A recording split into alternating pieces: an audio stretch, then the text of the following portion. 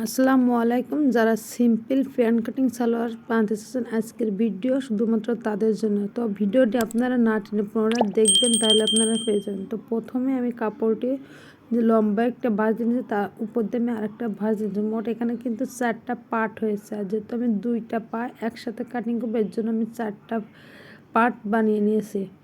তো এখন আমি একটা ভাঁজ দিয়ে নিয়েছি, আর উপর থেকে আমি রাবারের জন্য 2 ইঞ্চি পরিমাণ 2 ইঞ্চিতে একটা দাগ দিব। যেহেতু 2 ইঞ্চি পরিমাণ যেহেতু আমি চওড়া রাবার দিব, এর জন্য 2 ইঞ্চিতে একটা দাগ দিয়েছি, দাগ টেনে নিয়েছি। আর এখন আমি এই দাগ থেকে সালোয়ারে কতটা ঝুল নিব আমি সেটাই নিব।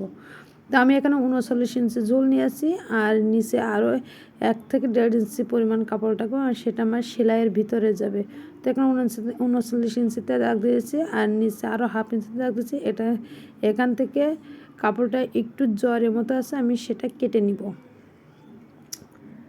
তো যারা একবারে সিম্পল প্যান্ট কাটিং সালোয়ার বানাতে চাচ্ছেন, তো ভিডিওটি আপনারা প্রথম থেকে শেষ পর্যন্ত দেখবেন। আর যারা নতুন শিখতে চাচ্ছেন টেলার্সের কাজ, তারা এই ভিডিওটা আপনারা দেখতে পারেন। এই ভিডিওটা একেবারে সহজভাবে বুঝিয়েছি, আপনারা একবার দেখলে পেয়ে যাবেন। এখানে সালোয়ারে ঘের নিয়ে এসেছে আমি 12, তো 12 অর্ধেক দিয়েছি 6, আর সেলাইয়ের জন্য আর 1 ইঞ্চি পরিমাণ বেশি নিয়েছি। আর হিপটা নিয়েছি আমি, যে ঝুলটা নিয়েছি ঝুলের 3 ভাগের 1 ভাগ নিতে হবে। সে 1 ভাগের সাথে আরও 2 ইঞ্চি এক্সট্রা যোগ করতে হবে। তো এখানে আমি 39 ঝুল নিয়েছি, 39-এর 3 ভাগে আবার 13 থেকে আরও 2 ইঞ্চি এক্সট্রা নিয়েছি। আর এখান থেকে আমি বডির মাপটা 4 ভাগে 1 ভাগ নিয়েছি, নিয়ে আরও 2 ইঞ্চি এক্সট্রা নিয়েছি। এখানে যে বাড়তি যে আরও 1.5 ইঞ্চি নিয়েছি, এটা কিন্তু আমার একটু লুজের জন্য। চাইলে আপনি আরও একটু কাপড় নিতে পারেন। তো আপনার এখানে কাপড় যদি না থাকে, সেক্ষেত্রে আপনি 40 দিতেও পারেন। তো আমি এখানে 40 দিব, এই জন্য আমি এখানে কিন্তু 1.5 ইঞ্চি নিয়েছি, আর পাশে আমি 40টা দিয়ে দেবো। একেবারে ছোট্ট করে একটা 40 দেবো। তো সিম্পল প্যান্ট কাটিংয়ের জন্য কিন্তু এরকম মাপটা যথেষ্ট। আর সিম্পল প্যান্ট কাটিং কিন্তু বেশি লুজ হবে না, আর বেশি টাইট হবে না। তো মিডিয়াম একেবারে মানে যে কেউ পরতে পারে, বয়স হোক কিংবা ছোট, যে কেউ কিন্তু পরতে পারবে। তো আমার ভিডিওটি আপনারা প্রথম থেকে শেষ পর্যন্ত দেখবেন। ভিডিও কেমন হয়েছে কমেন্টস করে জানাবেন, একটু লাইক কমেন্ট শেয়ার করবেন, আর ভালো লাগলে অবশ্যই সাবস্ক্রাইব করবেন। এখন আমার কাটিং করা কমপ্লিট হয়ে গেছে। আমি এখন সেই পটিটা দিয়ে নিব। তো আমি পটিটি প্রথম একটা ভাঁজ দিয়ে তার উপর দিয়ে আমি আরও একটি ভাঁজ দিয়ে নিয়েছি। নিয়ে আমি এখন এখানে 5 ইঞ্চি পরিমাণ লম্বা দেবো, যেহেতু সেলাইয়ের ভিতরেও যাবে। এখানে লম্বা 5 ইঞ্চি নিয়েছি, আর আড়ে 2 ইঞ্চি মতো নিয়েছি। নিয়ে আমি এখন এটা কোনাকুনি কেটে দিব। একেবারে সহজ কিন্তু দরজাজ ভিডিও, মানে একেবারে সহজ সহজ ভিডিও দিয়ে থাকে, যাতে আপনারা খুব সহজে শিখতে পারেন, বাসাতেও বানিয়ে নিতে পারেন। তো ভিডিও কিন্তু একেবারে অল্প সময় কিন্তু একটা প্যান্ট কাটিং সালোয়ার কাটিং করা যায়। তো আমি এটা শুধু কাটিং করিনি, এক সেলাই করেও কিন্তু দেখিয়ে দিয়েছি। যারা নতুন আছে না পুরা, তাদেরকে বলবো ভিডিওটি আপনারা দেখবেন কিভাবে কাটিং করেছি, কিভাবে সেলাই করেছি, তাহলে আপনারা ইজিলি একেবারে প্রথম থেকে শেষ পর্যন্ত খুব সহজে কিন্তু শিখতে পারবেন। তো আমি প্রথমে যে 1 ইঞ্চি পরিমাণ নিচে ঘেরে রাখছিলাম, সেটা ভাঁজ করে সেলাই করে নিয়ে এখন আমি পাশে সেলাই করে দিচ্ছি।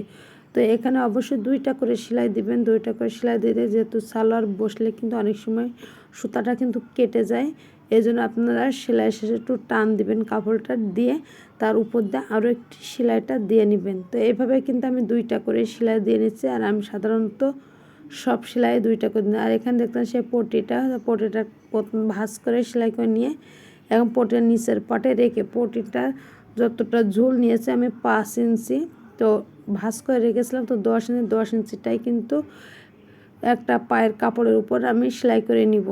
তো শুধু এতটুকুই কিন্তু 10 ইঞ্চি পর্যন্ত সেলাইটা করে নিব, আর হাফ ইঞ্চি মতো সেলাই করব, আর ঝুলটা কিন্তু 10 ইঞ্চি সেলাই করে নিব। আর পরে এখানেও কিন্তু আমি 2টা সেলাই দিয়ে নিচ্ছি। আমি সাধারণত সব সেলাই 2টা দিই, যাতে সেলাইটা মজবুত হয়, ছেড়ে না যায়। তো দেখতে পাচ্ছেন এক পাটে কিন্তু আমার পট্টি কাপড় বসানো হয়ে গেছে। এবার অপর পায়ের যে কাপড়টা, সেটা একেবারে রাবারের ঘর থেকেই কিন্তু সেলাইটা করতে হবে। তো প্রথমে কিন্তু একটা পায়ের হিপের কাছেই কিন্তু পটিটা দিয়ে নেবেন, তারপরের পাটা আপনি একেবারে রাবারের ঘর থেকেই হাফ ইঞ্চি পরিমাণ রেখে সেলাইটা করে দেবেন। তো তবে এখানে 1/2 ইঞ্চি পরিমাণ করে সেলাইটা করে যাচ্ছি। তো দেখতে পাচ্ছেন একেবারে কিন্তু সহজভাবে বুঝিয়েছি, যাতে আপনারা এটা খুব সহজে শিখতে পারেন, বানাতেও পারেন।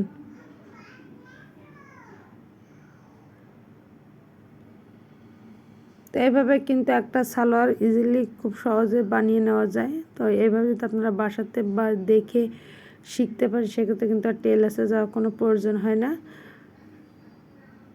তো আপনাদের কাছে আমার একটাই অনুরোধ, আপনার ভিডিওটা কেমন হয়েছে কমেন্টস করে জানাবেন, আর একটু লাইক কমেন্ট শেয়ার করবেন, আর পাশে থাকা বেল আইকনটি বাজিয়ে রাখবেন, যাতে পরবর্তী ভিডিও আপনি খুব সহজে সবার আগে আপনার কাছে যায়, সহজে শিখতে পারেন, দেখতেও পারেন সবার আগে। তো দেখতে পাচ্ছেন এই পটিটা আমার দেওয়া হয়ে গেছে। এখন আমি যে রাবারের ঘেরটা, রাবারের ঘরে প্রথমে কিন্তু একেবারে চিকন করে ভাঁজ করে সেলাইটা করে নেব। যেহেতু আমি রাবার বসাবো, এই জন্য উপরে একেবারে চিকন করে, অর্থাৎ 2 সুতা পরিমাণ ফাঁকা রেখে আমি সেলাইটা করে নেব। আর রাবার কিন্তু আমার অন্য একটি ভিডিও দেওয়া আছে কীভাবে রাবারটা জয়েন করেছি। তো এই ভিডিওয়ে আমি রাবারটা জয়েন করা দেখাইনি, আমার ভিডিওটি দেখে নেবেন, তাহলে খুব সহজে কীভাবে রাবারের মাপ নিয়ে রাবারটি বানাতে হয়, রাবারটি দিতে খুব সহজেই শিখতে পারবেন। তো এখানে কিন্তু আমি 1 ইঞ্চি পরিমাণ কাপড় রাখছিলাম, রেখেই কিন্তু এখানে রাবার 2 ইঞ্চি পরিমাণ রাখছিলাম, রেখেই কিন্তু রাবারটা ভরে নিয়েছি। তো দেখতে পাচ্ছেন আমার সালোয়ারটা কিন্তু কমপ্লিট। আজ এই পর্যন্ত, সবাই ভালো থাকবেন, আবার দেখাবে অন্য একটি ভিডিও নিয়ে। আল্লাহ।